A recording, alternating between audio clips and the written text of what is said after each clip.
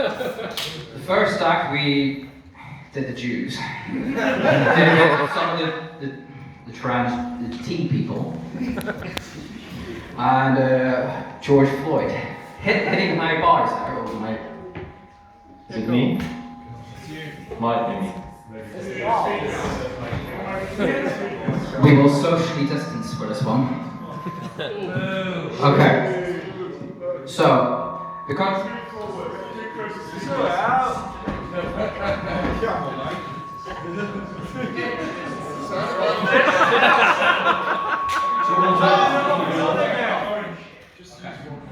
Test.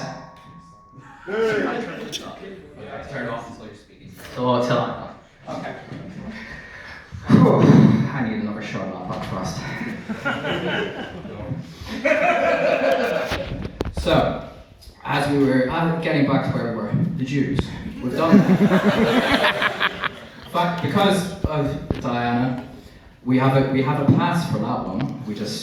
And Nico, you're a small Italian man, so we've got a card for non-white people.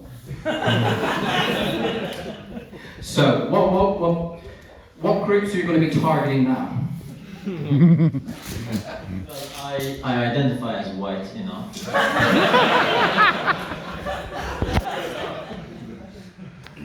And I specialize in Islam.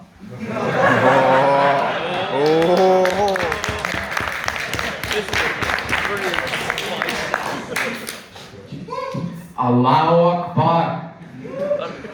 Diana, would you like to join him on stage? We know your people have a great history with Islam. If we got any comments on the Palestinians, because there's someone in the crowd tonight who will definitely like Palestinian jokes. I believe in the liberation of all peoples. But not Jews.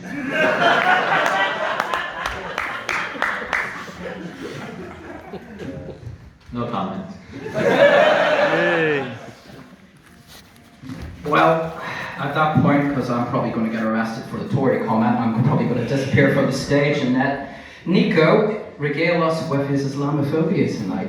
This is jokes, by the way. Any journalists in the audience, these are jokes. They're meant in comedic fashion. I swear they're totally not sincerely held beliefs, apart from Diana.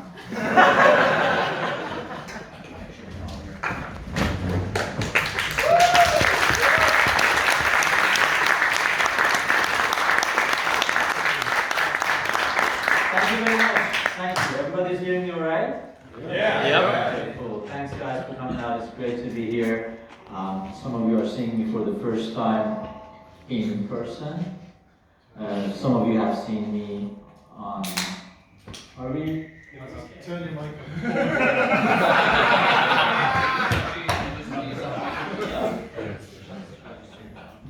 We apologize for this. Someone sabotaging the event. Mossad.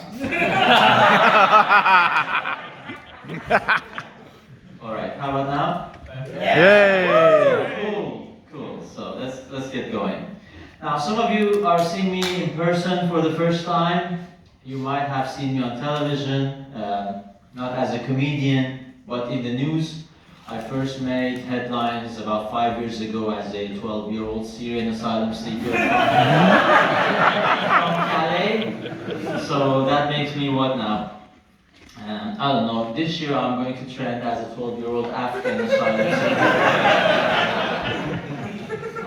It's always amazing that you can come over to this country from overseas, get free accommodation, get free health care, get benefits, and then one by one you can bring in your family members to get the same privileges, and if you don't kill anyone for 6 years, you get a British passport. And to get all of this, all you need to do is to lie.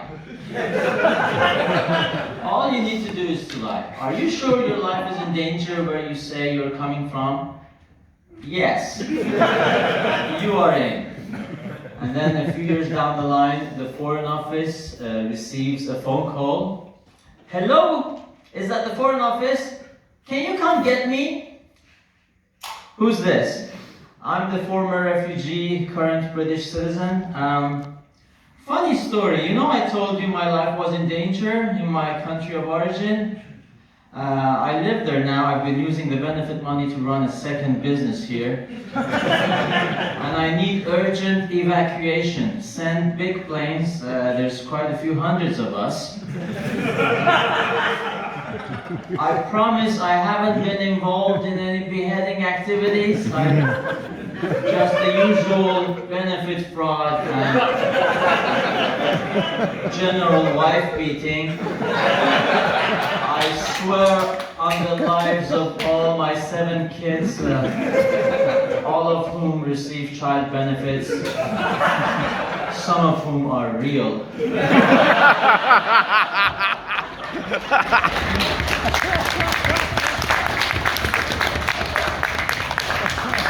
Please hurry, we need another Dunkirk basically. Except that we are not useful soldiers, we are just dishonest liabilities. What do you mean the foreign secretary is on holiday in Greece? This is unprofessional. Is that how you treat your former fake refugees and current lying citizens? Is there no integrity left in this Tory government? Anyway, thank you guys. From time to time I might need to consult my notes, not that I'm not prepared, I just don't get enough sleep. I have a 3-year-old daughter whom I love and provide for. Some of you are like, where has this guy been all my life? Some of you are like, I better find out who the daytime employer of this motherfucker is.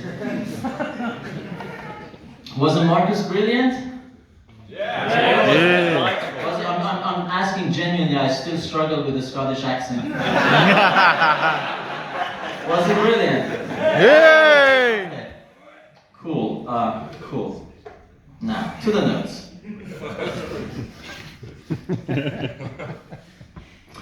Yeah, I have a 3-year-old daughter. Some people say the day my child was born was the most beautiful, the most exciting day of my life. These people have clearly never been released from an Iranian prison. The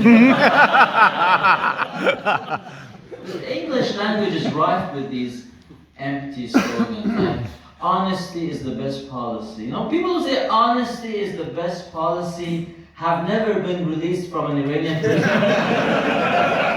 Honesty might get you in there, but it won't get you out. You know? By the way, if you ever find yourself in an Iranian prison, and you'd be surprised how many British citizens end up in Iranian prisons because they read the travel section of The Guardian. Oh, it's such a great country with thousands of years of culture. Every country has got thousands of years of culture. No population was discovered in the 80s, right? That sounds racist to me, right? It's such a fascinating country. When a British person calls your country fascinating, it's not a compliment, right? There are only 2 fascinating countries in the world, Italy and France, in that order. And I've never heard a Brit call either of those fascinating because they're too busy buying holiday homes there. Okay, when the British call your country fascinating, what they really mean is well done for having made it here. Okay.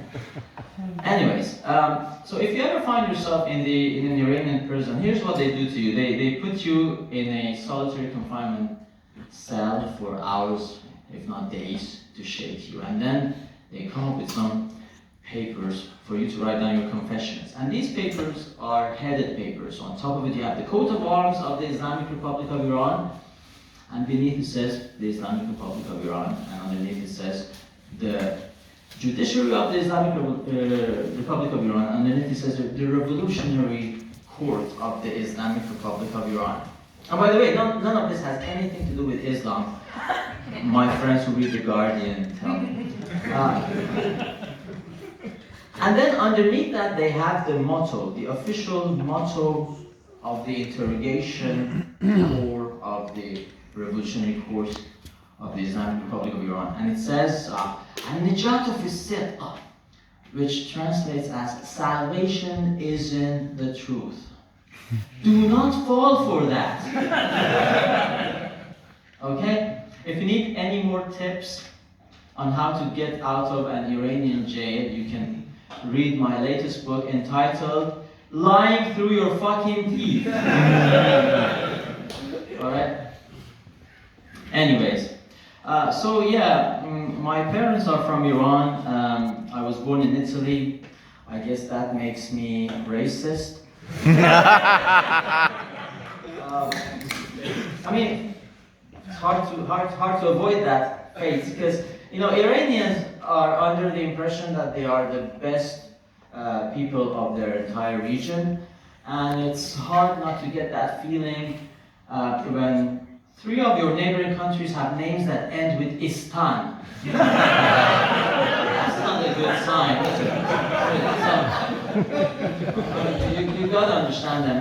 So that's what the Iranians believe. And the Italians believe, well, they don't believe, they know for a fact that they're the best nation on the face of the planet. Some people are not happy with that. People come to me and say, why are these Italians so racist? I mean, have you seen their country? Why is anybody racist? People are racist because they think they're better than the rest of people, but the Italians have the monuments and supercars to prove it. Yeah. When I was a child, I wanted to be Italian. Obviously, people either are Italian or they want to find the Italian who banged their girlfriend last summer. We've all been there, but I was born in Italy, so I thought I was in the clear. If you have thought all your life that you're Italian, the day that you realize you are not is not a good day. Like my parents came to me, I was just a little child minding my own business, for God's sake. You need to talk. Is it a sex talk? No, it's a nationality talk. God, no. See, you were born in the city, the eternal city, the city where all the roads lead to, and you thought you look the part, you act the part, you speak the part. You are part of this greatest nation that has 70% of world cultural heritage. Well, you are not part of that. You are part of those who have the world's 90% of terrorism. Well, I was born in, this conversation happened in the 80s, so the Northern Irish still had a bit of terrorism in those years. The Muslim share has gone from strength to strength. Anyway, let's change the subject. Anybody's from France here? No. Come on. We have a lot of sympathy for the French. And you think that they could almost be Italian. That's gonna hurt. The French are sad. This month they are bidding farewell to their first ever female president, Angela Merkel.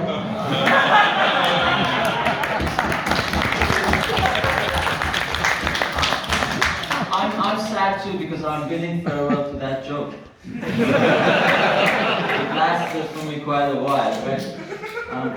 Do you guys believe in climate change?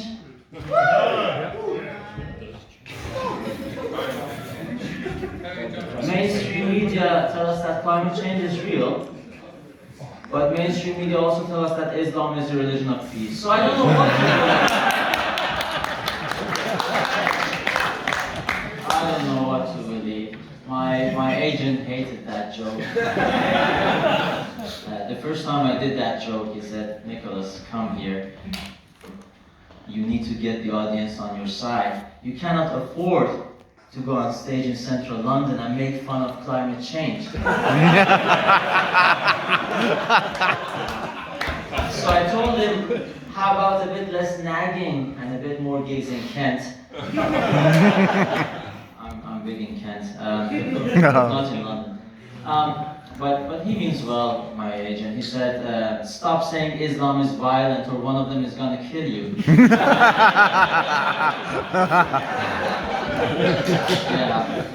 that's what he said. I must maybe address the American accent. I've never been to the US. I just learned English with this accent because I wanted to sound cool. That's not the funny part. Okay? The plan worked actually in Italy, my country of birth. The Italians would be like, yeah. Americans saved us in the World War and protected us in the Cold War. To say cool, say molto cool, say veramente cool. And then I moved to Germany, and the Germans were like, yeah, Americans saved us in the World War and protected us in the Cold War. Und du bist cool, voll cool, total cool. Eigentlich bist du sehr cool. And then I moved here, and I learned that British people are quite ungrateful.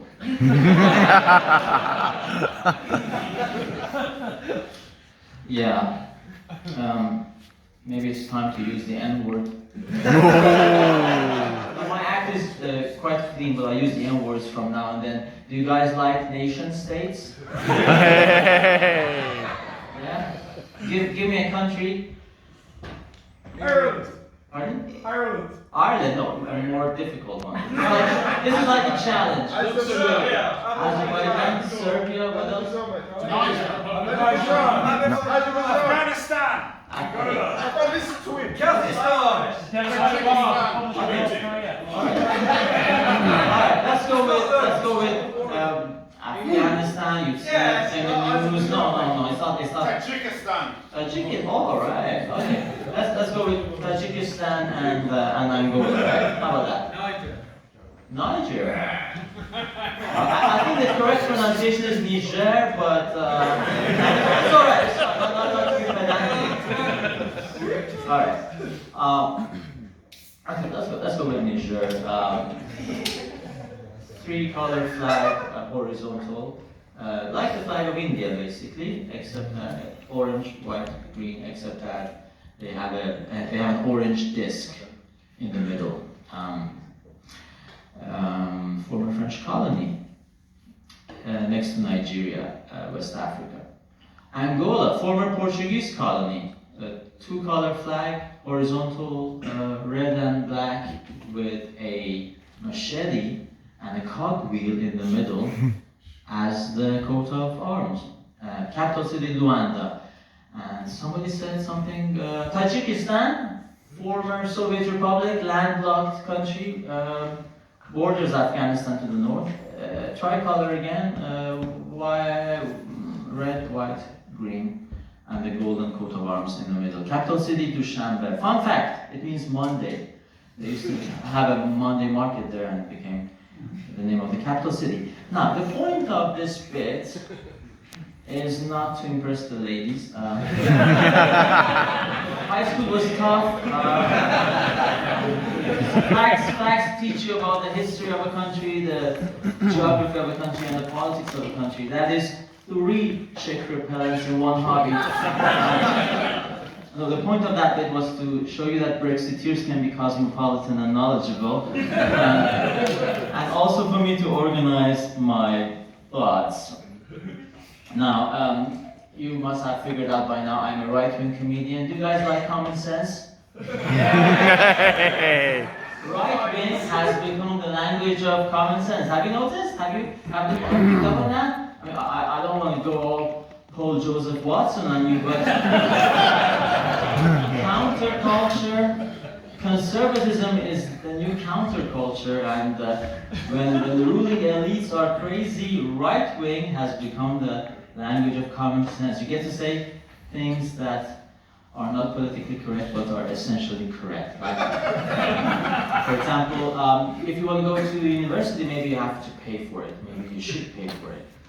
It's not fair to tax the carpenter and the plumber and the bus driver because he wants a degree in history of art. And what is history of art anyway? Is it history? Is it art? Is it? Has anybody ever studied history of medicine? Can you help me with my heart problem, doctor? No, but let me tell you all about Dr. Christian Barnard, the South African surgeon who carried out the first ever human-to-human heart transplant. History of art. It's just crazy. Maybe ISIS has something to do with Islam, Islamic State. I mean, it has Islamic in its name. If you call something Nazi Germany, wouldn't you think that it had maybe some elements of Nazism to it? Oscar, thank you, love.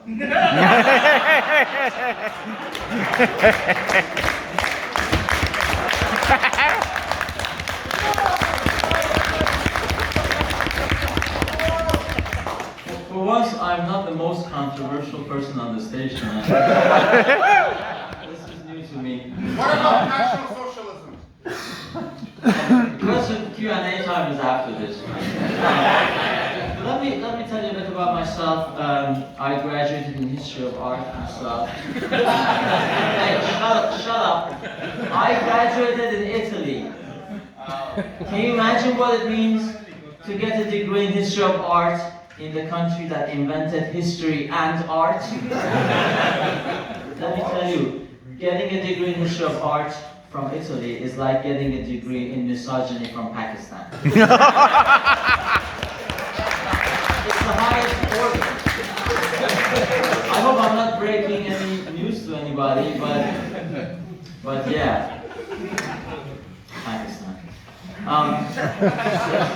Let's talk American politics. I think we should agree on the basic principle that it's always good to have some stability in the White House, right? Some clear-headed leader in the White House.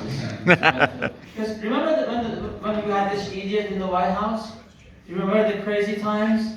This idiot messed up Afghanistan with his ambiguous policy, favored the advance of the Taliban. In Syria, catastrophic coalition building led to cementing the position of Bashar Assad, basically handed over to Assad and Iran and Russia. And in Libya, basically, they gifted Libya to ISIS as a second stronghold. And just when we thought it was getting to the point of no return, thank God Donald Trump took over from him. And started sending embarrassing tweet after embarrassing tweet. Obama backtracked on his promise of punishing Assad for gassing his own people. But Donald Trump calling Haiti a hellhole? I mean, can you tell me who is the worst president here? I need Fox News to help me here. But Donald Trump also said some crazy stuff. You know, in 50 Shades of Grey, I don't have time for segues. Italian word, by the way, segue. That's our contribution. Trump, 50 Shades of Grey, the story of a young, attractive woman who falls for an older man who is more successful, more powerful, and very rich. And women loved it, but they also marched against Donald Trump because he said you can do unspeakable things to women if you're powerful, successful, and crazy rich. And they like you.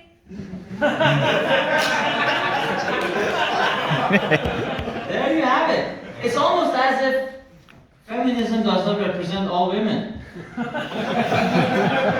I will be doing some jokes later, but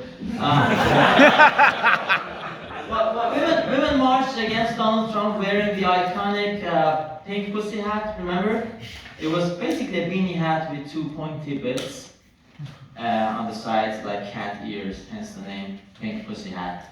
But get this, the symbol of the protest became controversial itself, so some feminists said we have to ban this. They said it's not inclusive enough. They argued that, first of all, in this gender fluid day and age, not all women have pussies.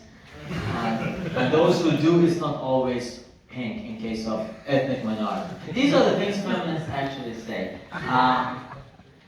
So they said this symbol has to be abandoned because it's too Eurocentric, too European. Now, I don't know what idea these feminists, American feminists, have of European women, because I have been intimate to a few European women in my time. That's not the funny part. I have been intimate to quite a few European women, and I can assure you, none of them had cat ears. I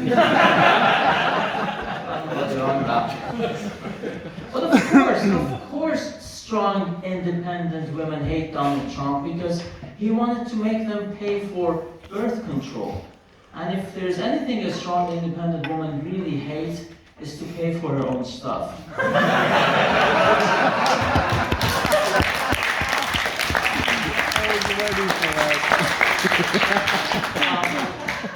Speaking of strong, independent women, Hillary wrote this book called What Happened. And in this book, described by New York Times as a feminist manifesto, Hillary said that she lost the election because American white women could not resist the persuasion of their male family members, so they went out and voted for Trump. Don't you just hate it when a feminist candidate cannot smash the glass ceiling because of all these millions of stupid, impressionable women standing in it? It's so annoying.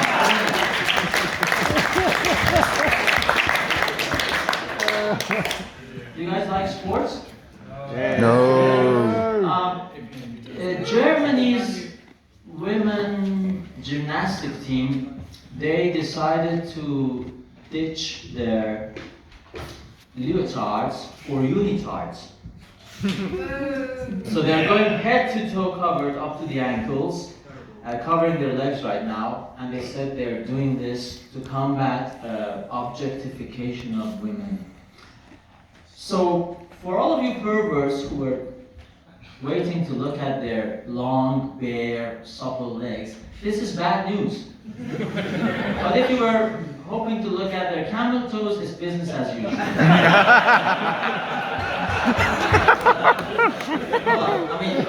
I'm sorry. Objectification of women is no laughing matter. We can no longer allow the patriarchy to tell women what to do with their bodies. It is now up to less attractive women.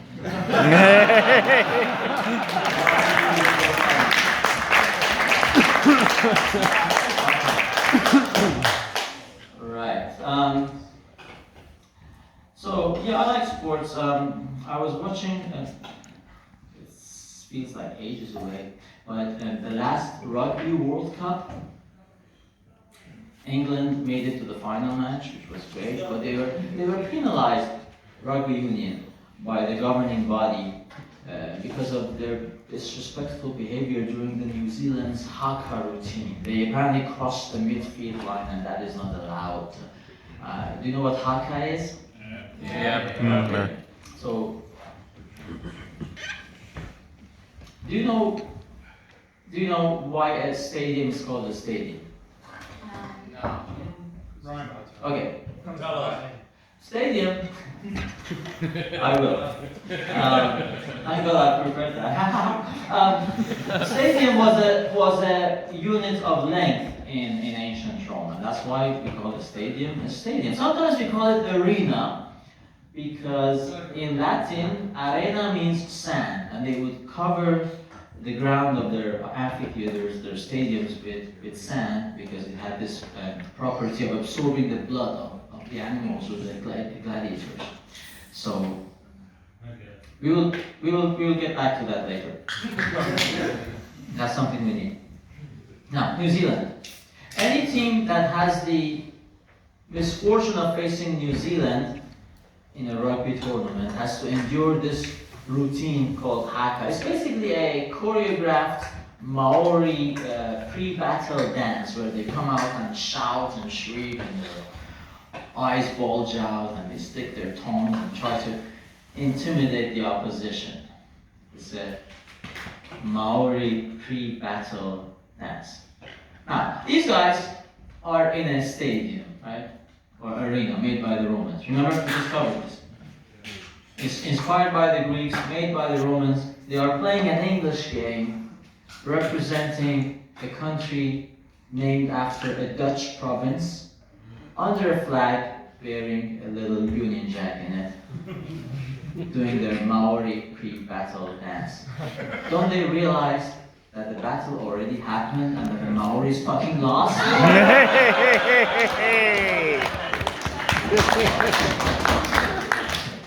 mean, it's just annoying. It annoys me that everything good has been invented by white men.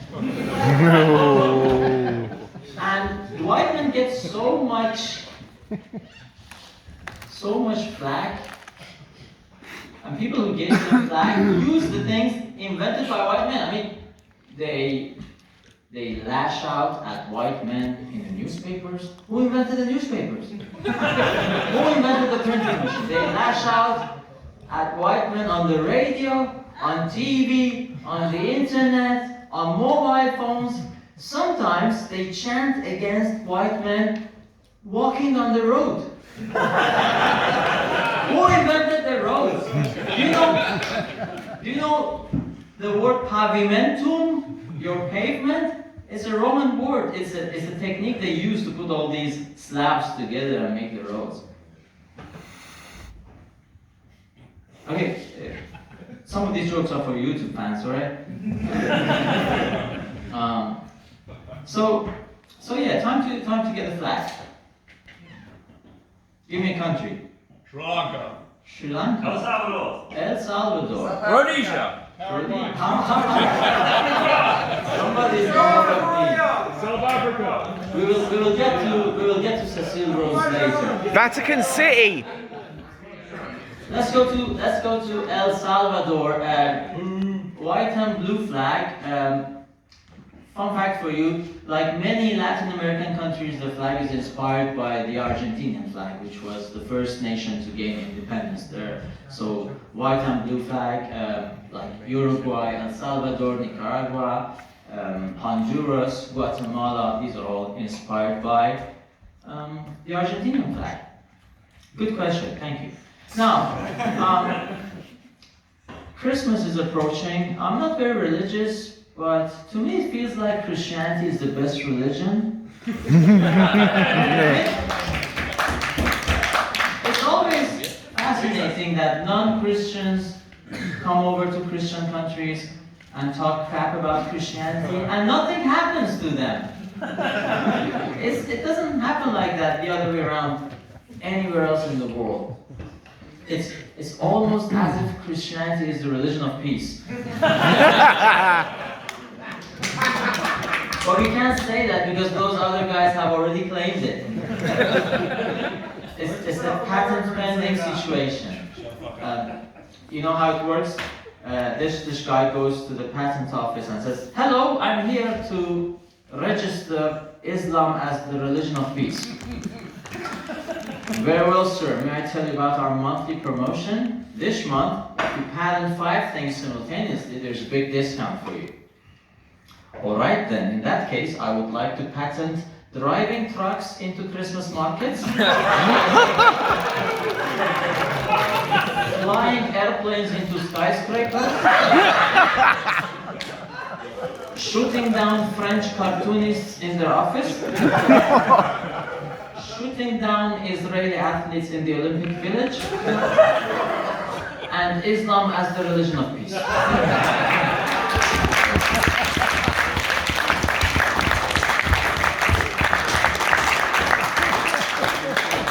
"Very well, sir. I don't see any inconsistency in your application. I'll file that in for you."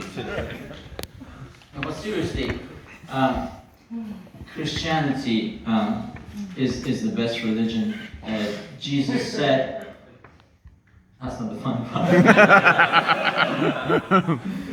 Jesus said, "Give what belongs to Caesar, and what belongs to God. And from that we learned the separation of church and state." Amen. Jesus also said, "He who is without sin cast the first stone." From that we learned about the importance of the due process of law. Jesus also said, forgive them, Father, they don't know what they are doing. And from that we learned to forgive feminists who like Islam. They don't know what they're doing. I don't want to keep banging on about Christianity, but it's almost as a duty for me, because the one who is supposed to defend Christianity almost doesn't, ever. Like, let's face it, you know who I'm talking about, right? This person is supposed to defend Christianity. But can you defend Christianity just by wearing funny hats and traveling the world and dodging taxes? And that's why I think the Queen has let us down. Have you ever owned a British coin? Have you? Okay. Have you seen on the back of the coin, it says Elizabeth II, GD, Regina FD. GD is the grace of God in Latin, Regina is the Queen, and FD stands for Fide Defensor, which is Latin for Defender of the Faith. That's right in there in her job title. That's the only thing on the coin. They don't say Queen Elizabeth II, inaugurator of parliamentary seasons, or giver of knighthoods, or opener of Christmas speeches. It says Defender of the Faith. And yet, I think in this routine I will have defended Christianity more than Her Majesty has done in her entire reign. Heresy. Anyway, the Anglican Church is a joke anyway. The Anglican Church. You know, they say Northern Ireland is so complicated. Can I address Northern Ireland? Go ahead. Yay! So let's see if I've got this right. Northern Ireland, you have the followers of two churches. Thank you. Okay? Now, one church was founded by St. Peter. One of the two churches. I mean, St. Peter was a saint, as the name suggests. I mean, that's a very good start. In fact, if you ever decide to join a new church, and the church was founded by a saint, I would say you are on the right track. But St. Peter was no ordinary saint. He was one of the closest buddies of Jesus. The kind of closeness that whenever Jesus was going to an important dinner, like so important that Leonardo da Vinci was there to do a portrait of them, St. Peter was invited. And as if that is not enough, he is also the holder of the keys to paradise, as you can admire on the flag of the Vatican State. So that's one church. Now the other church was founded by this fat guy who wanted to go through wives. That's no basis to found a church on. I mean, you cannot found a church based on Islam, can you?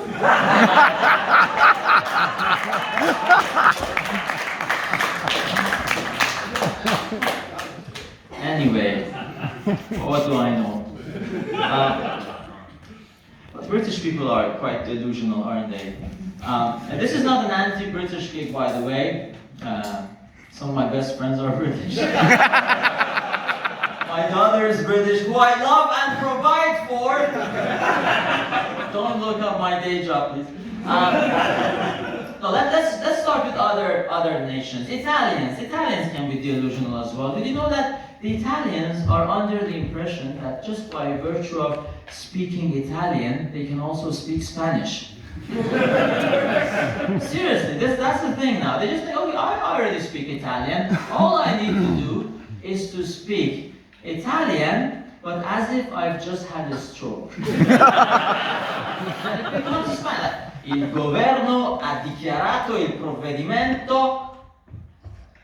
El gobierno ha declarado el provvedimento. Okay, I can see how they might have a point actually. But seriously, no, Spanish is another language, alright? But the Italians think that. By the way, the Italians who are under the illusion that they can speak Spanish, they don't worry me. You know who worries me? The Italians who actually do speak Spanish. Because we've got those as well.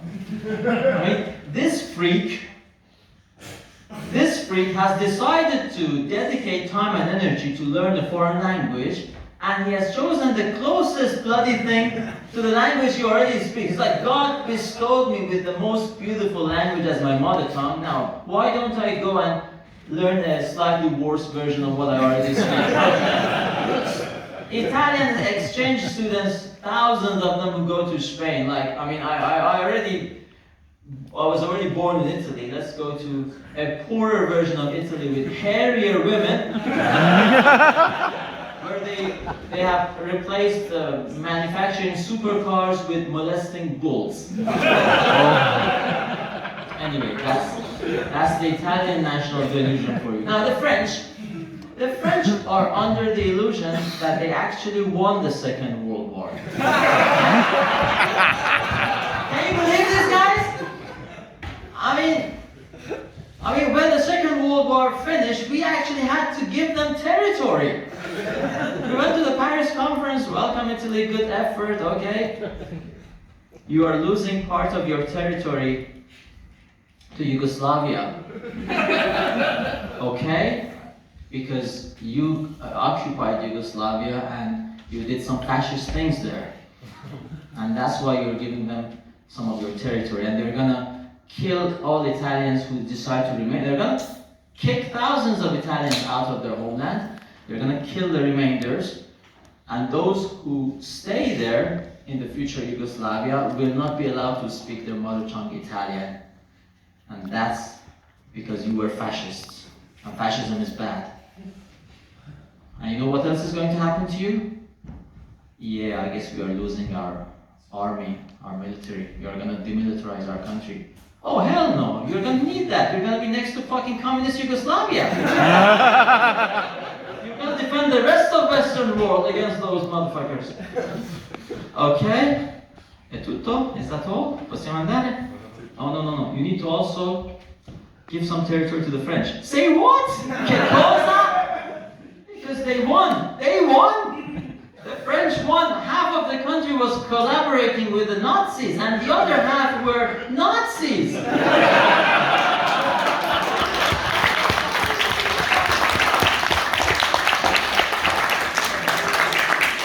The Vichy France, the sort of Nazism manufactured in some laboratoire, it was some posh Nazism.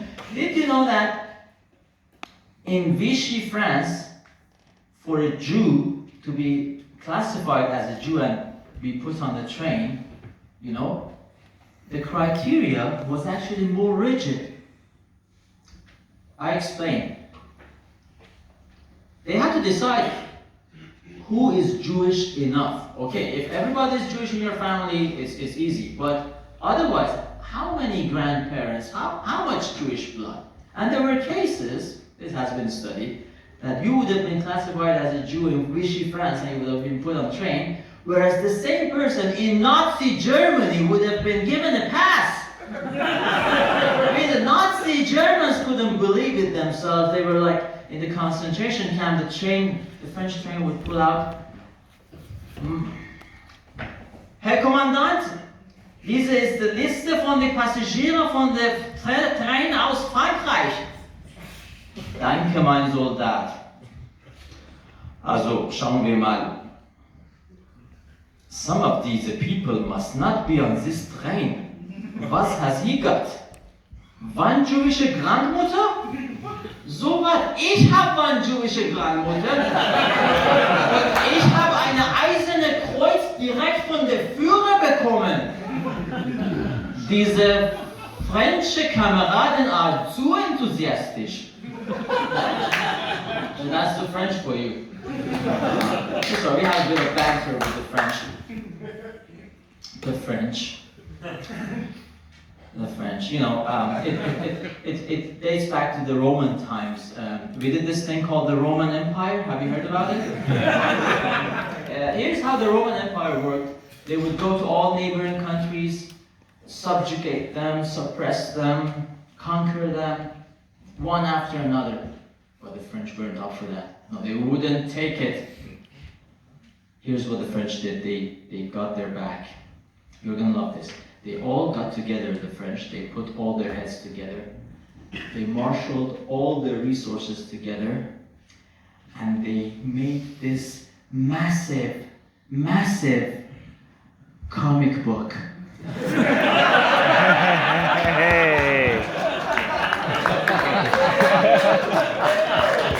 And in this comic book, they beat the living hell out of the Romans, man.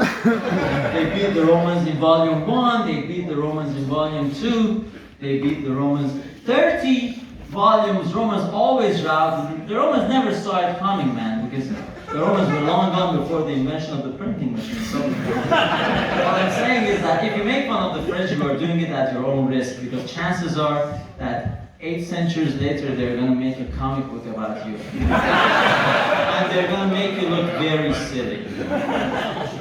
Now the Germans, what is the national delusion of the Germans? The Germans believe that they can occupy Greece, make thousands of Greeks die of starvation, pay no reparation, leave, and then come back 70 years later and lecture them on financial responsibility.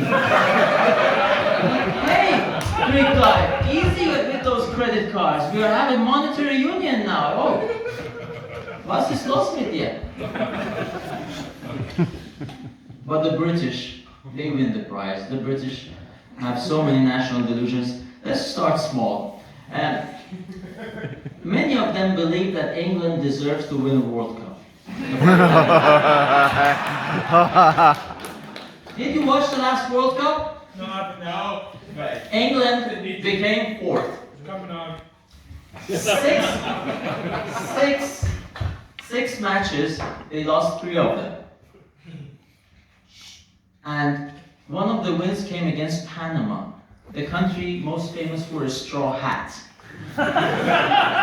The country whose biggest contribution to humanity is being very diggable. That's their biggest merit, a very narrow country. And everybody was so ecstatic. They renamed a tube station after Coach Gareth Southgate. Okay, here's a rule of thumb I can tell you about. It's quite subjective to decide if your team deserves to win a World Cup or not. But here's a rule of thumb. If your team really deserves to win a World Cup, and instead becomes 4th, it should not lead to national jubilation. I come from a country that has won 4 World Cups. So sometimes when we go to the World Cup, we think we're going to win. And there was this time that we really thought we deserved to win. But far from winning it, we became 2nd. Do you think we renamed a train station after our coach? Not even a pizzeria was named after our coach. He had to go into hiding. The whole team upon arrival had to be escorted through the back door of the airport. This guy had to change his identity, a sort of witness protection usually afforded to defectors of mafia. What was his fault? Losing a World Cup final in that scorching summer midday of Los Angeles after 2 hours in penalty shootouts to the mighty Brazil. And today you don't even know who he is. You've seen him though, he sells car insurance in British TV adverts as an opera singer.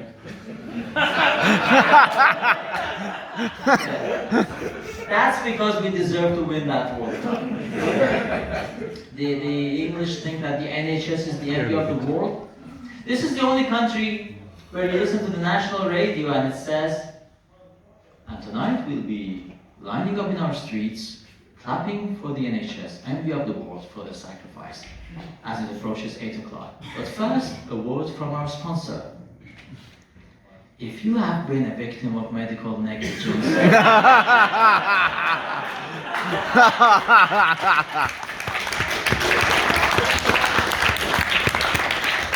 Johnson & Thompson Associates have your back. What the hell? And finally, the biggest delusion. British people think that Tories are right-wing.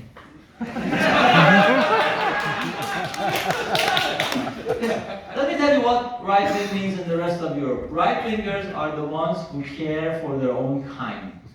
That's right-wing. This is still going much better than it did at Goldsmith University campus. So you can't scare me. In the rest of Europe, a party that closes police stations, we don't call them right wing. European right wing very keen on chasing criminals. British right wing very keen on chasing foxes.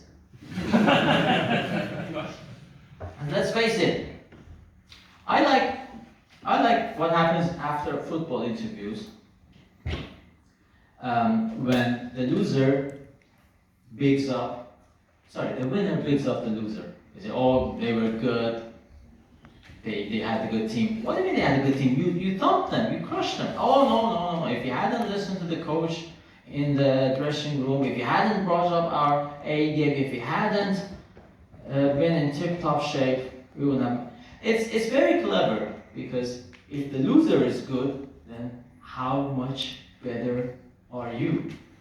Right? It's clever. In politics, it doesn't happen like that, because they vilify and they demonize the opposition.